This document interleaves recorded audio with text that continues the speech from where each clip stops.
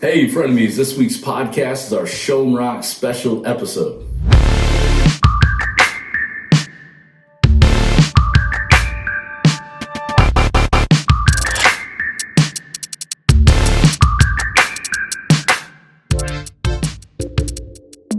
Welcome back, frenemies, episode 101. It's so special to get past 100 that I had to bring these two knuckleheads in on the episode. Obviously, I'm not in studio with Sean, but our special guest today, the fan favorite, Mike Schoenrock. We call him Friar Tut. They're doubling my pay. They want me so bad they were willing to come to Texas to do this. Oh, no. And then over here on my other shoulder is Tim. Little sister. Yeah, little sister Tim The Schoenrock. beardless one.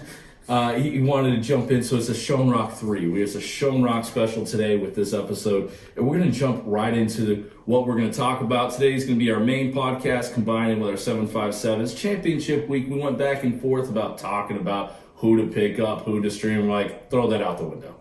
What we're going to do is right off the bat talk about our 757 local leagues championship matchup, which is David against Joe. Mike, I'm going to hand this over to you. What's your preview of this matchup? Joe, I want to apologize for my, obviously, draft analysis, when I made fun of you and said you had a terrible draft.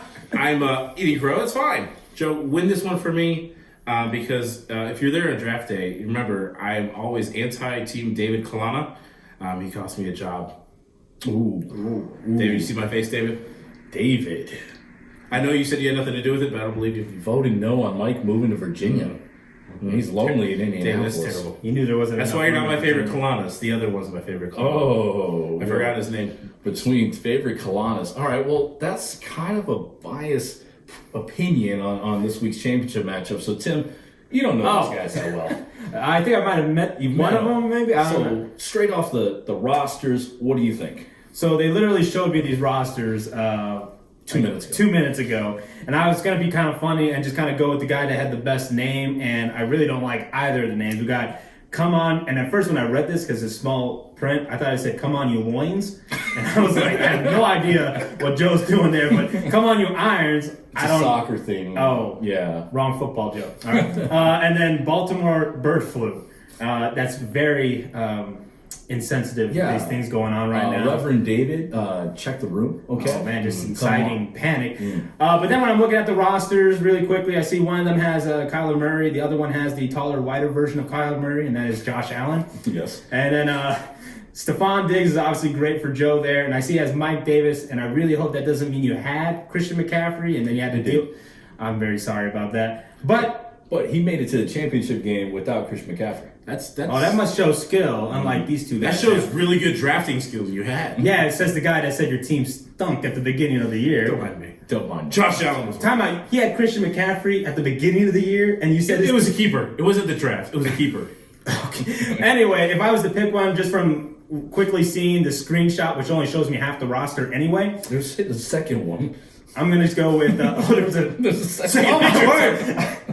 There we go. Anyway, I'm just going to go with the first part of it, and I'm just going to think Joe is going to be the one that takes home the championship this year. All right. Well, we got a Joe. All right. And then my analysis here. It's right now, Sleeper app is obviously giving David the edge, but from everyone that plays fantasy in the Sleeper app knows that the percentages don't make any sense before the game, throughout the game. Yeah. So I lost to Andy. Yeah. I was supposed to beat Andy. He was supposed to beat Andy to get in the playoffs. It doesn't help here. Not better. I really like Tony Pollard pickup or a start for David going against Mike Davis. Washington's front seven is really good. And so I'm worrying about Mike Davis's production there at the running back, 1-against-1 there. The wide receivers, really, it's tough here. We got Stephon Diggs has been a beast this year on Joe's side. But Robert Woods against a poor Seattle defense could be really good. I mean, they were supposed to score more against the Jets last week. But that's just, I don't know what happened with the Rams there. But I do like that. Everything else is pretty straight up, except look at the flex spot. We had Devontae Adams going against hobbled Gibson in Washington. Yes. In my defense, I did not see the second screenshot and Devontae Adams on that. That might have changed my prediction, but I'm going to have to stick with what I said. Yeah, and then I think a difference maker is going to come down to the defenses. and the kickers, and I hate those. But with David, the Bears defense against Jacksonville, who's truly tanking now for Trevor Lawrence. Pulling a Phil. Whoa, what? Phil did this tanking thing in our league to make sure he got the first pick.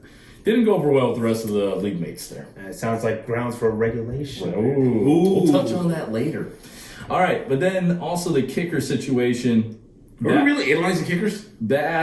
Mike, they're important. As Viking fans, we know they're important. Yes, we lost because of kickers, Mike. They're too important. I thought we were supposed to get rid of kickers. Well, next time we'll vote for that in our local league. But I think the kicker opportunities could cancel each other out, but the Rams playing Seattle, they could probably be more in the red zone. So you get that. So my prediction, Reverend David, I'm on your side. I like you this weekend against Joe. Joe had a heartbreak for me a couple years ago, 2 years ago, with losing to me in the championship. Was that the championship with asterisks? That was, let's not talk about that. Was there a Deflategate situation? Kind of. There was a situation with Sean not putting a guy in. I asked him to put in for me. He put on the wrong team. So now it's all controversy. Is that the one you paid Sean for? Is he still commissioner of this league? He's still commissioner of the league. We might have to vote. So Sean, the commissioner, lets you cheat by bribing him to win a championship, and he allows Phil to tank? What a commissioner. Let's go on to our next segment. Our next segment, I call this Tim Addresses Sean. You're not here right now, Sean. Tim has something that he really wants to get off his chest. And Tim, take it away. So apparently they were going over this whole script for the podcast. They were talking about what we're going to say about the league this year. And like, Tim, what are you going to say about the league and stuff from this past year? And I'm like, I wasn't even part of the league and stuff. But I was at the draft. Why was I at the draft? I don't know why. I was just there to eat Captain Crunch flavored Rice Krispie treats and watch basketball on my brother's phone. So I came up with the idea, as I hinted at earlier, that there needs to be some sort of relegation allowed in this league. Who's the soccer fan? Joe, right? Yeah. Joe, you would appreciate this and such. So, which it doesn't have to be the worst record team. It could just be the team that has a poor record. Guy doesn't really participate in the league, not in chats, not in trading or tanking, as I just found out and such. That person could be up for relegation, and you bring in a very talented, very gifted fantasy football manager, all right, no quotes needed, and stuff to now take his place in the league, and I think it will just increase the competition. Tim, I think you're the only one at this table without ever having a championship. Mike, it's because I'm one of the few viewers that watches the podcast about this you league. take their advice, and that's why you sink in your leagues. Hence why they're not in the championships. Oh! Wait a minute, should I be dogging on the commissioner that I'm trying to... No, you should not. All right, so that's Tim addressing you, Sean. He wants in the league, but we'll see what happens. Now let's go to the party question of the week. Cue drop. We don't have the drop here because we're off location. But Cue drop. Our party question of the week, we want to go and reminisce of our championship memories. Tim doesn't. All right, Tim? I can go to the bathroom right now if you want. You have some championship memories you want to tell our listeners? I do have championship game memories. Yeah, tell us how many. I might as well get in front of it before Mike does. But there was one year I was in 4 leagues and I got the 4 championship games. Pretty good. And Mike likes to refer to it as my Buffalo Bill year, in which I lost every single of those championship games. I have no idea how it happened. And so I don't have any sweet Did I beat championship you in one of memories. those championships? Michael, it doesn't matter. And then your father beat you in another Yeah, one? he beat him. And Justin, then, Gino beat him in one. Yeah, I think. Oh, yeah. And then Tim plays in this league with. Well, first of all, these championship games happen around Christmas, and I'm just trying to spread joy to my family, so. Oh, okay. Liar. All right, Mike, I'm going to go to you. What is your fondest championship memories? I win so many, I don't know what to choose from. How many has he I think I had more. Who actually keeps track? So I've got championship memories. Beating Tim was the best, but some other ones, it just happens, man. You put in the grind like you're supposed to, you just win. You put in the grind. Now I will share haunted Password. championship memories. A couple years ago, going against my best friend Janobes in the league, and I think like it's Christmas weekend again. Christmas Day game was Texans for somebody, and I was the underdog, and I had to win in hand. DeAndre Hopkins underperforming. Fourth quarter, a couple years ago, he has the catch of the year, and I go from like winning by 5 to now losing by like 1 or 2, and everybody else is celebrating DeAndre Hopkins' touchdown. I was crying inside Crying Christmas very much Day, so, yeah. and it was terrible. I lost the championship to Janobes, It was like his second or third in a row in that league against, and I'm one of his victims. And then like the next year, I'm in the semifinals and I lose to DeAndre. So I have a very anti DeAndre Hopkins spirit about me, just like I'm an anti Phil tanking spirit about me too. I'm not bitter at all, Phil. Salt on You know, no, I'm just kidding, Phil. Am I? No, he's not. He's not joking. But yes, that's all I have. Well, he's got some bitter memories here. I'm going to go to some sweet memories. The one where you cheated? In my local league, I don't have not one, not two, How many times has he cheated? but Three. three titles. 3 times? You probably cheated on all three. On all I 3. didn't cheat in any.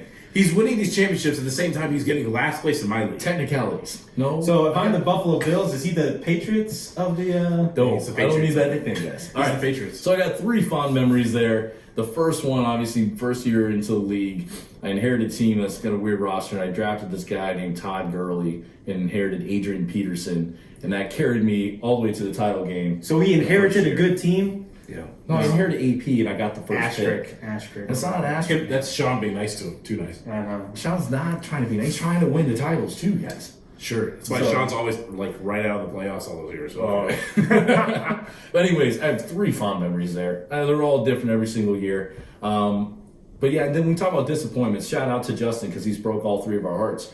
Gino beat me. I was undefeated in Mike's league. That same year, I won like my 3rd title, and I'm undefeated. And I play Justin. That's his real name. Call him Gino because he looks like Manu Ginobili. But he's lost 1 or 2 games in that league. I'm the heavy favorite. He doesn't just beat me. He beats me by 100 points. And my roster does pretty about 90% of what it's supposed to do. I was like Mahomes big here, right? Yeah, and then his roster just goes above and beyond. So mine goes where it's supposed to be, and then his blows up, and he beats me by 100 total points. First loss the whole time in that league came in the title game, and that's a tough league, a 14-team league, which is way too many. We'll talk about that later. Real league. Off camera. You have to get rid of those teams. But anyways, so that's one of my non-fondest. He lost by 100. Just repeat. He I got lost killed by- by The 100 fantasy points in football championship expert lost by 100 points. game. Holds up a weekly podcast, gets killed by 100. It was the same year I won that 3rd That's Asterisk triple digits. championship. All right, I'm going to close this out, guys, before this gets any more attacks on me. I am the host, and I feel like I'm being attacked by both sides here. This is our parents' house. All right, anything you guys want to leave the listeners as we sign off, Mike, Tim? I'm I didn't see this part of the script. I'll start with Tim. What? Anyways, guys, thank you for listening. I know this is different than our normal podcast. Next week's might be a little bit different special as Sean and I are both, not at our normal, host location in Norfolk, Virginia. But until next time, give us a follow, a listen, Frenemies FF Pod, and we'll see you next week. Put me in, Sean. Deuces. Good night, Canada.